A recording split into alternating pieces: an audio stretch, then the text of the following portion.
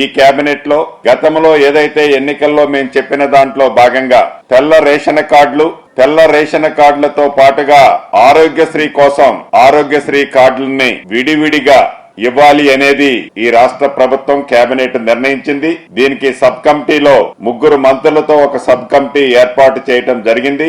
పౌర సరఫరా శాఖ మంత్రివర్యులు ఉత్తమ్ కుమార్ రెడ్డి గారు, అదే రకంగా ఆరోగ్య శాఖ మంత్రివర్యులు దామోదర్ రాజనరసింహ గారు, రెవెన్యూ శాఖ మంత్రిగా నేను ఈ సబ్ కమిటీలో ఉంటాం. వీలైనంత తొందరలో ఈ సబ్ కమిటీ రిపోర్టు నివేదిక గవర్నమెంట్ కి ఇచ్చి ఆ విధి విధానాలు ఫైనల్ చేసి తప్పకుండా అనుకున్న ప్రకారం ప్రతి పేదవాడికి, అర్హులైన ప్రతి పేదవాళ్ళకి ఈ రాష్ట్ర ప్రభుత్వం తెల్ల రేషన్ కార్డు, అదే రకంగా ఆరోగ్యశ్రీ కార్డును కూడా ఇవ్వాలని ఈ రోజు గౌరవ ముఖ్యమంత్రి రేవంత్ రెడ్డి గారి సమక్షంలో జరిగిన కేబినెట్ లో నిర్ణయం తీసుకోవడం జరిగింది.